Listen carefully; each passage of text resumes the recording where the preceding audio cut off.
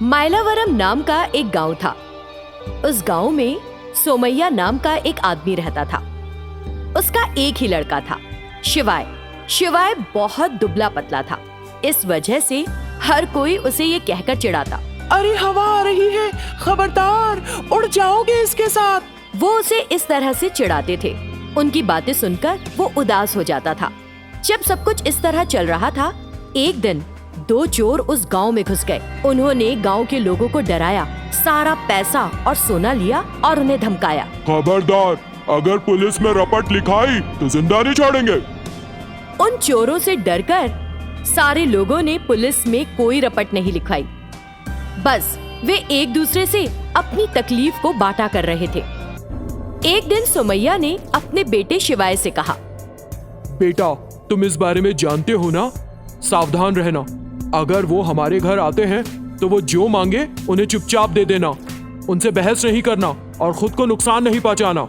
लेकिन हम उन चोरों से क्यों डरेंगे पापा? उसने ये कहा ही था कि वो चोर उसके घर में आ गए। तुम्हें क्यों डरना चाहिए? इधर आओ बच्चे, मैं तुम्हें एक मूवी दिखाता हूँ। उसे देखकर तो डरोगे ना? मूवी देखकर बच्चे डरते हैं, यहाँ कोई बच्चा नहीं है। तुम तो बड़े मजबूत लड़के हो। तुम्हें बाएं हाथ का पड़ेगा ना तो तुम पास की नहर में जाकर गिरोगे। चुपचाप दे दो जो मांग रहा हूँ। अरे शिवाय, चुप करो ना तुम, प्लीज। मेरे बच्चे को कुछ मत करना। वो कुछ नहीं जानता, नादान है, इसलिए सब कह रहा है। उसने उन्हें सारे पैसे दे दिए। पापा, आपको उनसे डरने की जरूरत नहीं। पैसा मत दीजिए, मेहनत से कमाया हुआ उन्हें। क्या तुमको यहाँ पर जिंदा रहना है या नहीं? तुम हमारे खिलाफ बोल रहे हो। इतनी जोर के मारूंगा कि हवा में गुम हो जाओगे। उन्होंने ऐसा कहा और वहाँ से चले गए। शिवाय बिना उन्हें बताए उन्हें कहाँ जा रहे हैं ये देखता रहा। वो गांव के छोर के पहाड़ की गुफा में चले गए। इसका मतलब है कि सारी चीजें चुराने के बाद वो इसे यहाँ रख रहे हैं। अगली सुबह जैसे ही उन्होंने गांव में प्रवेश किया, शिवाय उस गुफा के अंदर चला गया। वहाँ उसने वो सारा खजाना ढूंढ के बाहर निकाल लिया। तब वो दोनों चोर वहाँ पहुँच गए। क्या चाहते हो तुम? क्या तुम्हें लगा था कि हम यहाँ नहीं आएंगे और तुम सब चुरा लोगे? आज तुम्हारी तस्वीर फ्रेम करके लटकवा देंगे गांव में पक्के से। ए, तुम क्या सोच रहे हो? क्या तुम्हें लगता है कि तुम ऐसा कहोगे तो मैं डर जाऊंगा? इधर आओ, मैं तुम्हें एक घूसा मारूंगा। उसने ऐसा कहा और फिर एक के बाद एक घूसे मारे, लात चलाई और उन दोनों को पछाड़ दिया। इसके बाद उन दोनों चोरों को एक बैलगाड़ी में पटककर वो गांव ले गया। तब उन चोरों ने गांव वालों से कहा, अरे हमें माफ कर दो, ले लो अपना पैसा, अपना सोना। इस तरह उन्होंने सारा पैसा और सोना लौटा दिया। शिवाय, तुमने तो बड़ा जबरदस्त काम किया है। इतने दिनों तक हम तुम्हें हवा हवा कहकर चिढ़ाते रहे, लेकिन तुमने अपनी बहादुरी से सबका दिल जीत लिया। इस तरह उन्होंने कहा और उसके लिए तालियां बजाईं। वो एक सुंदर गांव था। उस गांव में शिव नाम का एक आदमी रहता था जो पानी का टैंकर चलाता था। वो उस पानी के टैंकर के इस्तेमाल से पानी लाता था और उस पानी को ग्रामीणों को भरने के लिए देता था और फिर मिले हुए पैसों को ले जाकर अपने मालिक को दे देता था। एक दिन शिव अपने मालिक के पास गया और बोला, मालिक, ये रहा वो पैसा जो मुझे कल मिला। मालिक ने उन पैसों को ले लिया और बोला, अरे तुम पूरी रात कहाँ थे? हमेशा शराब पीकर इधर उधर घूमते रहते हो। मैंने तुमको कितनी बार पीने के बाद ड्राइव करने के लिए मना किया है? ठीक है मालिक, मैं दोबारा ऐसा नहीं करूँगा। तुम हर बार यही कहते हो, लेकिन ऐसा करने से बाज नहीं आ रहे। अब जाओ, लोगों को वहाँ पानी की तकलीफ हो रही है, पानी देकर आओ और शराब पीकर गाड़ी नहीं चलाना, समझे? तो शिव ने कहा ठीक है और पानी का टैंकर लेकर गांव की ओर निकल गया। रास्ते में उसने सोचा, ओह, मैं खुद पर काबू नहीं रख पा रहा हूँ। मेरा गला सूख रहा है। लगता है कि अगर शराब नहीं मिली तो मैं मर ही जाऊंगा। ऐसा सोचकर उसने शराब के 2-4 घूंट लगा लिए और उस हालत में पानी के टैंकर को चलाता रहा। क्योंकि वो नशे में था, उसे कुछ समझ नहीं आ रहा था। वो पानी के टैंकर को सड़क के उस किनारे से इस किनारे चला रहा था उस सड़क पर एक महिला सामने से आने लगी। अचानक शिव ने उस महिला को पानी के टैंकर से टक्कर मार दी। उसकी मौके पर ही मौत हो गई। ये देखकर शिव घबरा गया। उसने पानी के टैंकर को वहीं छोड़ा और वहां से भाग गया। अगले दिन टैंकर का मालिक शिव के घर गया। उस समय शिव अपने घर के सामने एक पेड़ के नीचे नशे में धुत सो रहा था। अरे उठो, शिव जागो। शिव उठ गया और पूछने लगा, क्या मालिक, आप सुबह सुबह मेरे घर क्यों चले आए? अरे बेवकूफ, दोपहर के 12 बज गए हैं। तुम कल सुबह पानी का टैंकर लेकर निकले थे और वापस नहीं लाए। इससे मुझे लगा कि जरूर कुछ गड़बड़ की है तुमने। पानी का टैंकर कहाँ है? तब शिव को याद आया कि क्या हुआ था और उसने मालिक को सब कुछ कह सुनाया। तुमने ऐसा क्यों किया? हाँ, मैं तुम्हें अभी पुलिस को ले जाकर सौंपता हूँ।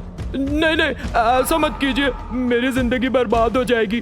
जाने अनजाने में मुझसे गलती हो गई। मैं नहीं पीऊंगा फिर कभी शराब। मैं जाकर पानी का टैंकर ले आता हूँ। इस तरह उसने मालिक से अनुरोध किया और वहाँ से चला गया। लेकिन उसे उस जगह पर पानी का टैंकर नहीं मिला। अरे रे, कोई पानी का टैंकर ही लेकर चला गया। छोड़ूंगा नहीं उस बदमाश को। ये सोचकर उसने फिर शराब की बोतल निकाल ली और पीना शुरू कर दिया। फिर उसने जोर जोर से चिल्लाना शुरू कर दिया, अरे मेरे पानी के टैंकर को यहाँ से कौन ले गया? तभी एक प्रेतात्मा वहाँ आ गई और बोली, मैं ले गई हूँ उसे यहाँ से, क्या करोगे तुम? भला। उस प्रेतात्मा को अपने सामने देखकर शिव का सारा नशा उतर गया और वो डर के मारे कांपने लगा। कौन हो तुम? मैं कौन हूँ?